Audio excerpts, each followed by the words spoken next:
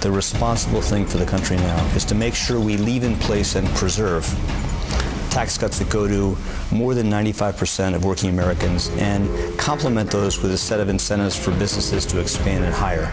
To make that possible and to do that responsibly, I think it is fair and good policy to allow those tax cuts that only go to 2 to 3% of the highest earners in the country to expire as scheduled. The country can withstand that, the economy can withstand that, and I think it's good policy. Welcome back to Harvard. That was Treasury Secretary Tim Geithner, of course, on Meet the Press. Will President Obama get what he wants? And if he does, can Republicans win back power in November by crying the Democrats raised taxes or enacted the biggest tax increase in history, as they're saying? With us now, two members of the House of Representatives, both on the Ways and Means Committee, the committee that writes taxes, Democratic Congressman Joe Crowley of New York and Republican Congressman Paul Ryan of Wisconsin, who's also the top Republican on the Budget Committee. Thank you, gentlemen. Let's start with Congressman Crowley. It seems to me the Democratic Party, to all the people I talk to, want to see this tax cut for the wealthy ended. They think it's been unfair. They think it's the heart of Bush. That and going to war in Iraq are the two worst things Bush did. Will the Democrats end the tax cuts for people making over $250,000 a year? I think that what Mr. Geithner said over the weekend makes perfect sense. I think we wouldn't be in the mess we're in today had these tax cuts not gone through for the wealthiest 1% in this country. I think the wealthiest 1% can afford a little bit more to live in the best, the greatest country the world has ever known. And I think we can also start to really address the issue of a national debt. We wouldn't be here but for these irresponsible tax cuts, and I believe these two irresponsible wars now. Congressman Ryan, is there any tax roll for reducing our $1.4 to $1.7 trillion deficit this year? Is there any role in tax increasing to help do that job? I don't think it's a good idea, especially when we're trying to come out of a jobless recovery and a slow growth economy. Look, we got employment almost 10%. The last thing we should be doing is raising taxes on the economy. Look, Chris, the worst thing for deficit reduction is a slow economy. You hit small businesses with these kinds of tax rate increases and you'll slow down the economy further. Look, 75% of those who will get hit with these higher tax rates are successful small businesses. Tens of millions of our jobs come from these small businesses. Now, if you try to blame these tax cuts and the wars for all of our fiscal problems, the numbers just don't add up. At best, 14% of the evaporation of the surplus came from these tax cuts. It all came from other circumstances, spending, economic growth declining, 9/11, all these other things. So I think what Joe earlier said is right, which is these taxes will go up, and I think that's a mistake, and I think it's going to hurt the economy. Well, let me ask you one question as a follow-up. It seems to me every Republican that goes on Meet the Press lately is asked, where will you cut? They say nothing. They will not mention any cuts. No, I've had Congressman Pence on who won't say any cuts. So you won't cut, you won't raise taxes and you won't cut spending. So in other words, all this bitching about the deficit doesn't mean squat because you won't do either raise taxes or cut spending. Neither one. This year, Congress isn't even doing a budget, but last year when we did a budget, I brought a budget to the floor that specifically cut $4.8 trillion of spending out of the budget and paid for all of these tax cuts and debt reduction. 2 months ago, we put out $1.3 trillion in very specifically listed and enumerated spending cuts. So I can go with you on cuts. I can show you all the kinds of cuts. But that's 1/300th of the deficit.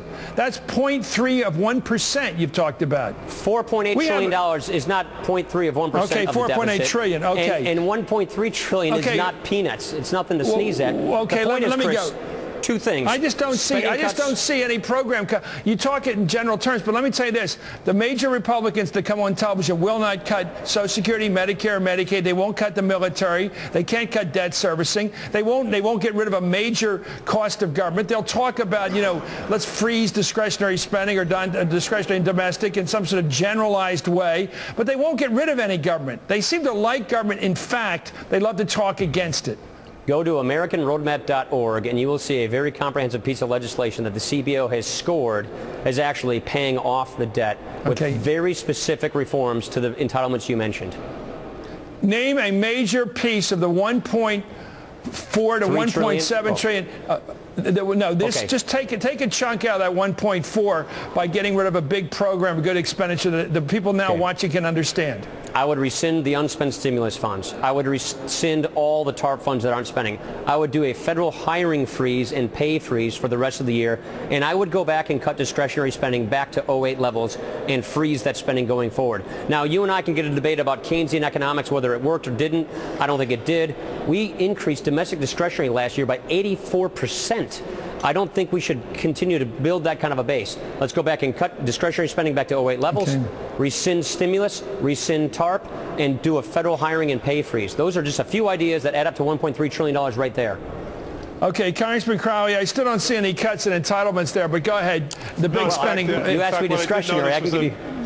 Go ahead, Congressman Crowley, let me ask you, what the Democrats going to do about the deficit? Anything? What I did notice there, though, Chris, was he didn't mention at all his plan to privatize Social Security.